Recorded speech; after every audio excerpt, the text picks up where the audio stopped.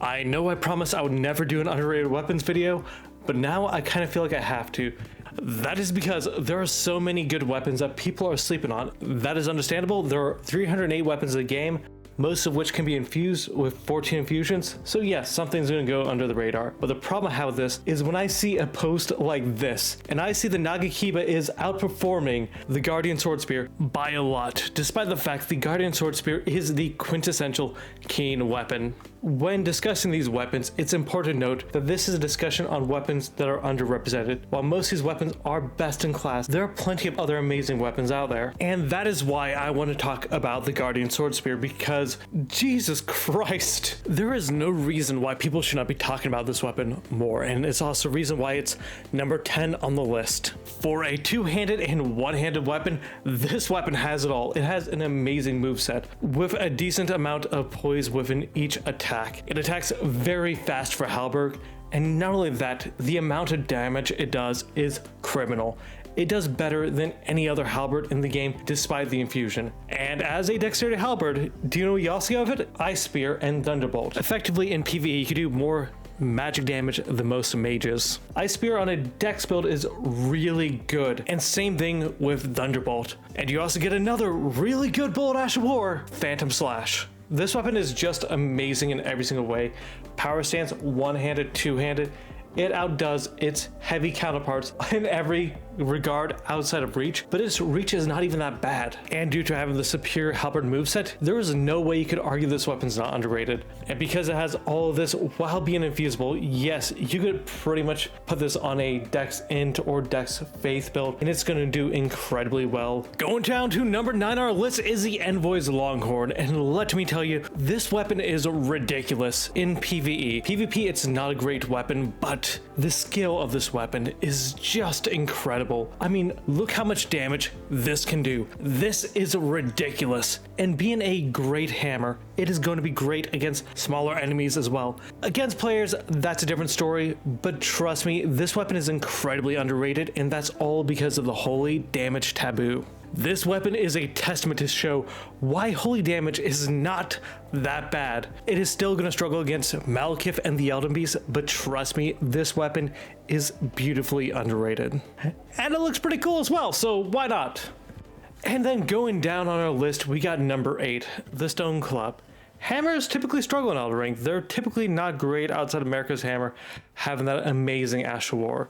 They are under the shadows of katanas, axes, greatswords, and straight swords. This and America's Hammers are the exception. But yeah, as I said, America's Hammer does get a lot more love, and this right here doesn't get enough. It does an incredible amount of damage. Effectively compared to the much more popular Warped Axe, this actually does more damage unless you're going for a Strength Arcane build. Although the DPS isn't quite as high as straight swords or curved swords, it does have a much better hit stun. And honestly, it can help you poise through a lot of attacks that a straight sword typically would not. But in PvP, this weapon can allow you to pretty much out-trade things like claws or fist weapons with relative ease to a point where it kind of feels unfair for them.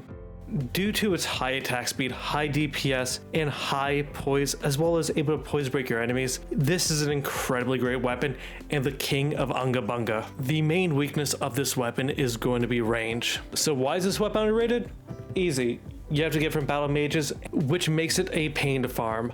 But seeing people of noble sunders out there, trust me, you can get this weapon and it's worth trying out, especially on a strength build. My only recommendation is do not use this against a heavier thrust weapon, but outside that, this weapon is easily an S tier weapon. It is incredibly good. Number 7 on our list is going to be the Salus Tree. So this is a case study on why something that has holy scale on it doesn't mean it's bad, even in PvE. Seriously, there's so many underrated weapons in the game, mostly because they have holy damage on it. Like I mentioned before, the Envoys Longhorn or this thing. Trust me, it's not. Some of these weapons are fantastic. After all, this is the drill that pierces through the heavens, and this beautiful skill that does about 3,000 damage per hit. When fully charged, it does not matter if you're one-handed or two-handing. And that is actually a great thing because now you can have a Sacred Seal or a Great Shield on the offhand, making this just overall an amazing weapon.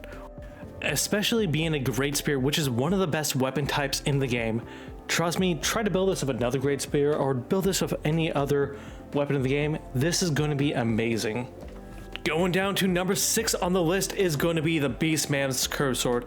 While we know that arcane strength builds are among the best builds in the game, and while Scavengers and the Bandit's Cur Sword are quite prominent, have an amazing blood buildup and just a decent amount of AR, this right here is even better, especially with the blood affinity. As a heads up, this right here is much more preferable for a PvE setup rather than a PvP, mostly due to the fact that this lacks range, but regardless, this thing is just monstrous. This kind of build is done best on a strength arcane setup, so if you're using Swordspear or Mariah's Execution Sword, this is also another amazing option. But the only reason, like I said, this is underrated is mostly because, one, technically these weapons are super late in the game. Trust me, that doesn't stop people from using 2 Scavengers, so even then, the range is not going to be a deal breaker for this weapon. It's just going to be the best in class Cur Sword if you're trying to go for a bleed build. This is actually in stark contrast to the Scavenger's Cur Sword, which is actually worse than both the Bandit's Cur Sword and this one, at least if you're going for a bleed build. The next 2 I'm going to list together, both number 5 and number 4, is the Zweihander and the Knight's Greatsword. So don't kill me for including these very popular weapons on the list, but when I have people tell me that, oh, you have to build heavier strength on these weapons, they don't know what they're talking about, especially when they begin comparing the AR to other weapons, because yes, they do have lower AR than some of their other counterparts, but trust me, that is not a hindrance because of moveset. This weapon right here is an amazing weapon for both lightning, frost, strength, dex, and yes, even potentially sacred and magic builds. In fact, from my experience, these right here probably do the best on lightning builds. And when I see people say, oh no, those are strength weapons, they're not. In fact, because of the native dex scaling being higher than the strength, it means it's better to build dex on both poison, frost, and bleed builds. And because the strength requirements are low enough and the dex requirements are low enough, yeah, you could build it on a really solid hybrid build. So to recap why this is underrated, it is because the overall moveset range of these weapons are incredibly good, and the fact they work amazing on lightning builds to the point they're kind of ridiculous. And to the point when I'm talking about moveset, AR, and everything else like that, the reason why the AR doesn't matter is because even though one weapon has a higher AR, doesn't mean it's a better weapon. It's also how the weapon plays. If you're missing attacks or if you don't know how to approach the boss, then that is going to be a fault of the weapon, and that's what these weapons are great in. They're better at capitalizing on moments of weakness in bosses and able to capitalize on hitting them. And because lightning's really good in PvP, yeah, it's going to overall outperform a lot of its other counterparts. And reach might not seem like a big deal in PvE to a lot of players until you're fighting a boss like Melania or Malekith, or really any other boss that is considered difficult. Outside debatably the Greatsword and Blasphemous Blade, these 2 weapons are easily the best in class. And despite all of that, I know you're gonna have a bunch of commenters saying, no, because I looked at the AR, this right here's what it shows. And that's the thing about it. It's not always about the AR of the weapons or the range or anything else like that. There is a specific composition that makes it work well. All right, time to kill me because we're doing number 3. Another pick that people are going to find to be odd, but whatever, I don't care. This weapon is amazing, and that is going to be the Dragon's King Cragblade.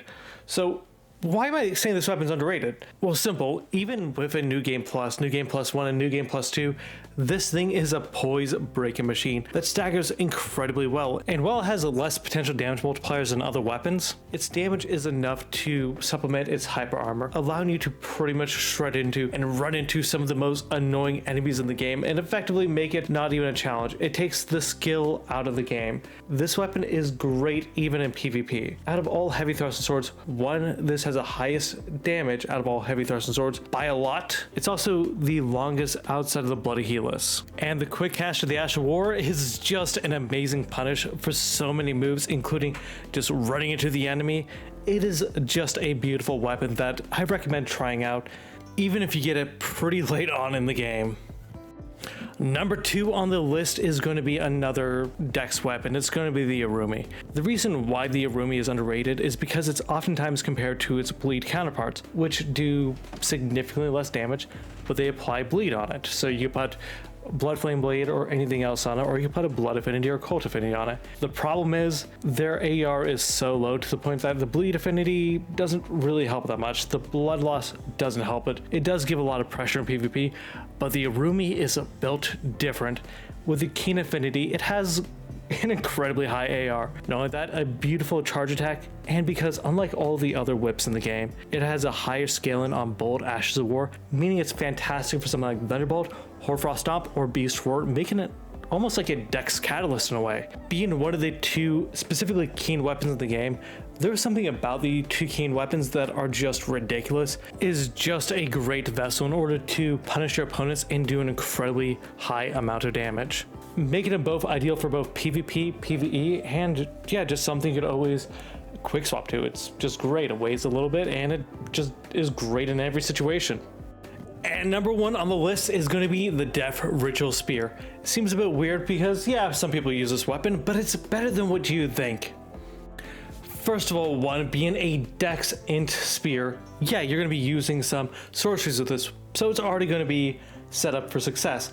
But not only that, it's actually a better punish than Moonveil, mostly due to its vastly superior range. Now, I'm not saying that Moonveil is bad, and Moonveil is by far quicker, but this right here is much more usable, especially when an enemy is trying to run away to heal or cure something out, because they can gain distance from you, whether you want them to or not, mostly due to Bloodhound's Step. Meanwhile, the range of this right here is so persistent and yet so far that it actually allows you to punish things you normally can't. And due to its scaling, it flows super well into other builds. But when you look at all the other dex int weapons in the game, one thing you realize is the fact that, in general, they don't have a great moveset. But this right here does, specifically in Power Stance. In Power Stance of another spear, you could throw Ice Spear onto one of those, or Hoarfrost Stomp, and you have a great option between using that long range AoE punish, or doing that boss slaying Ice Spear, or just doing that PvP zone of Hoarfrost Stomp, all of which give you much better options than any of the other weapons, especially in Power Stance, because the Power Stance moveset is brutal on spears. It may not be the best spear in the game, but it's by far up there as one of the best weapons and one that never gets appreciated enough, especially of how it flows into other builds.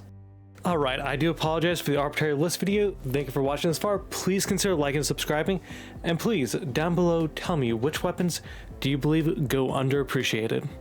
Thank you and have an awesome day.